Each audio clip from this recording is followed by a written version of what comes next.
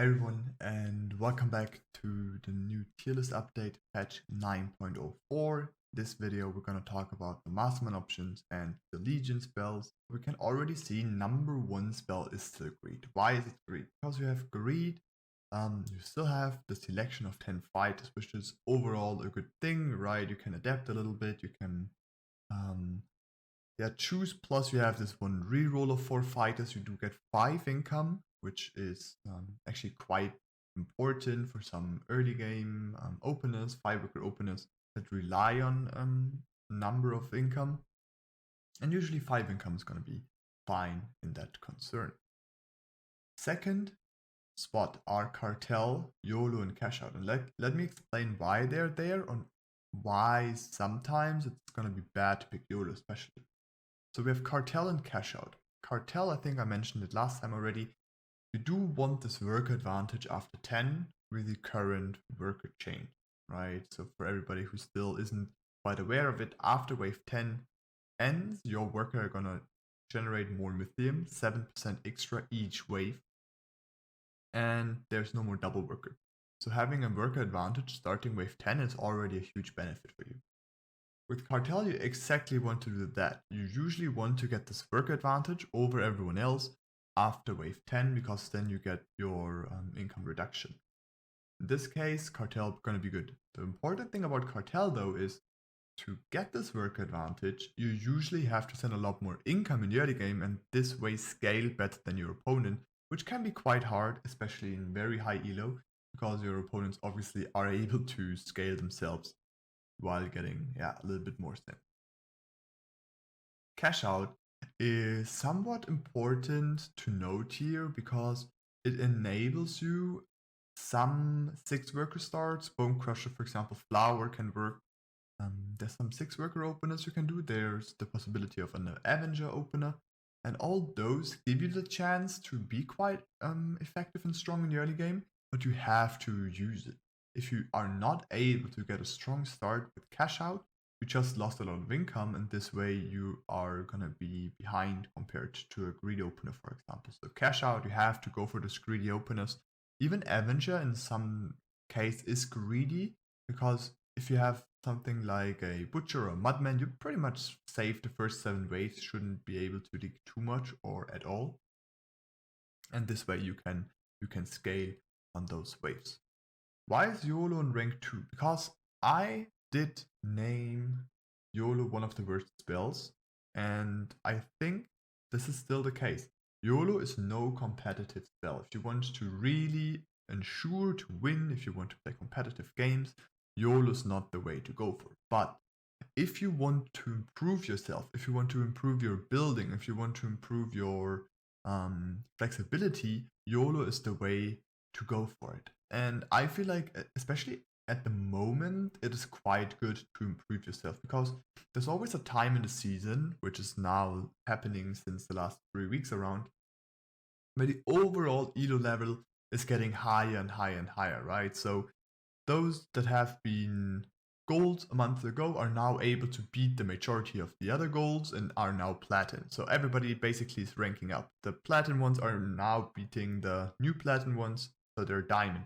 And this elo is getting inflated or just getting stepped up, which means the overall elo level for everyone is slowly getting higher and higher. And this is why you reach certain peaks towards the end of the season.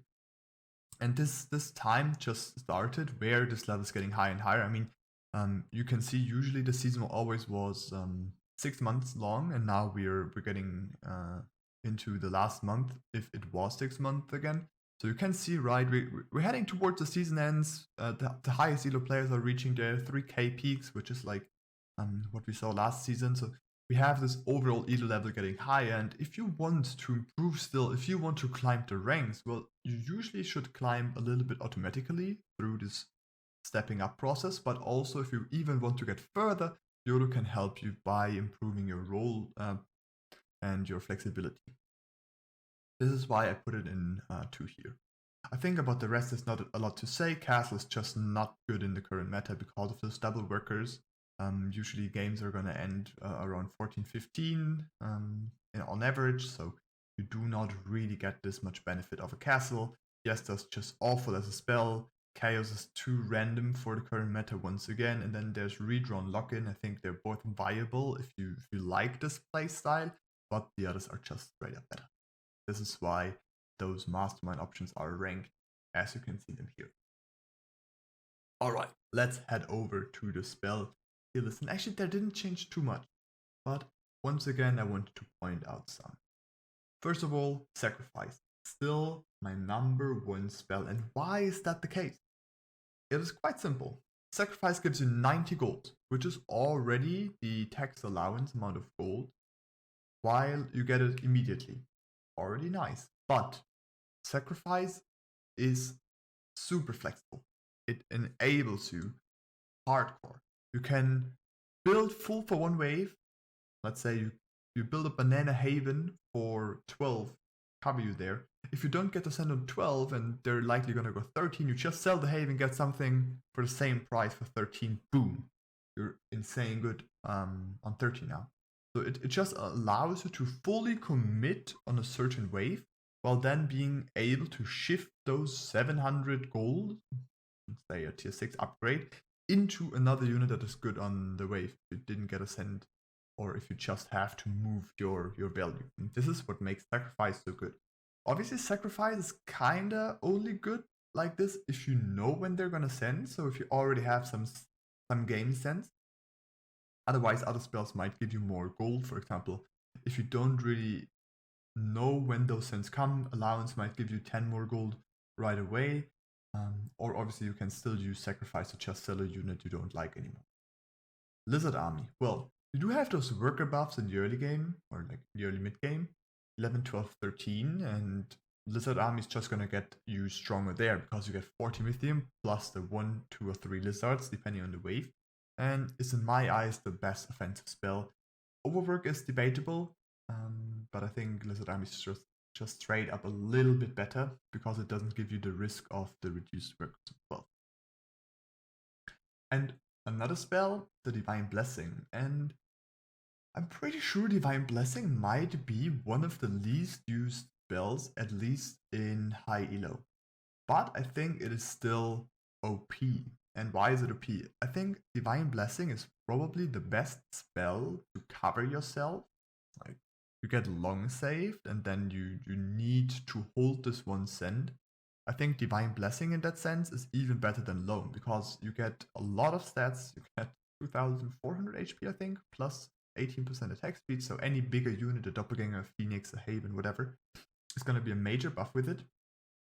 And if you're able to not die on that wave, or to just hold the wave like this, it doesn't even matter whether you lose the Divine Blessing or not. Obviously, if you keep it, amazing, but if you just survive that one wave, well, job done, right? And you might still be able to win the game because this was your only weak wave in the game or whatever. So I think Divine Blessing actually being the best defensive spell can be used offensively as well, obviously. I think in A tier that didn't change too much. I'm still unsure about Hero. It is somewhere in the middle. I'm somewhere unsure between A and B, just because Hero is obviously getting stronger and stronger the later the game goes, usually, since you are able to add more units around the buff. And well, I think I explained it often enough now that the games might just not go long enough overall. Then we have very high rated, obviously, offensive spells. Offensive spells just are really strong in the current meta because you want to finish those games early. The impact of the worker plus an additional offensive spell is just quite high. And this way, you do have the situation with very aggressive options being probably better than defensive ones. Okay, there isn't too much more to talk about the old spells. I think that didn't change too much. One thing I want to point out is Sorcerer. You have Sorcerer, and the problem with Sorcerer is there's basically no target for it. Okay? I think the best Sorcerer targets out there at the moment are Starcaller because of the potential damage, and by far the best upgrade is the Trinity Archer. Trinity Archer already quite strong, right? If you saw the unit tier list, you can see it's S tier. But if you put a Sorcerer and a Trinity Archer, and in the best case, it does have an additional APS buff, this unit is gonna shred any wave. So if you have Trinity Archer, there's Sorcerer in your Legion spell list, you should take it unless you need another spell to not die on 11 or 12.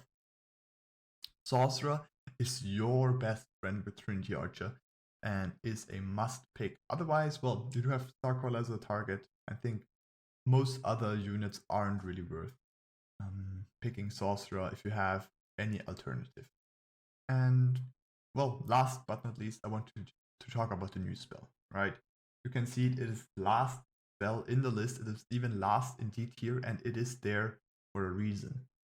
The new spell, the Counterattack, is, I think, the worst spell ever existed, even because it's just straight up useless.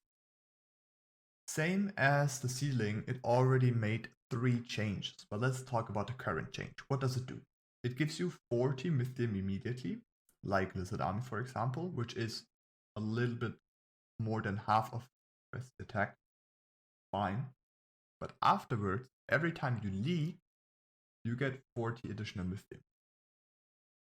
So you basically get 40 immediately and then would have to leak once to just make sure to have around the same amount of Mythium than you would have with Press the Attack. And Press the Attack gives you the Mythium right away. So you can already see the scaling is so slow. You get only 40 Mythium per leak. And the problem with leaking is usually you lose a lot more gold than the Mythium would actually be worth, because you could just train a worker on 11 and probably have the Mythium, the 40 Mythium you get up until, I don't know, 13, you would already have with this worker. So the spell is just way too weak. There's basically no usage, right? Let's once again say, okay, the game average ends on wave 14, so you only have the chance to get this extra Mythium on 11, 12, and 13, which would be an additional 120 Mythium to the 40 Mythium you already get. So let's say the spell gives you a maximum of 160 Mythium, but therefore you had to lose gold on 11, you had to lose gold on 12, and you had to lose gold on 13. And this already excludes a few factors. You can't pick it if you're ahead in the game, because then you would give shutdown. So you don't want this. You're gonna lose at least, starting 11, at least 10 gold if you only leak 1 creep. I think it should be around 10 or 12 gold you lose on 11 already. Likely a bit more on 12, but make sure to only leak 1 creep consistently on those waves, right? You're either gonna lose a shit ton of gold or feed your opponent, or you're gonna get a little amount of Mythium for a very comparably large amount of gold. So basically you pay 10 gold and get 40 Mythium. That's not a good trade at all, especially since you have to build in a way to leak, and then imagine you get a send, so the risk is way too high. The risk reward for this spell is out of control. It's by far the worst spell. I think it would even be trash if you got 60 Mythium per leak. It just is not a spell you want to take. The spell isn't even good if you're behind, because, well, what do you think your opponents are gonna care if you're hardcore behind and you send an additional lizard? I probably wouldn't.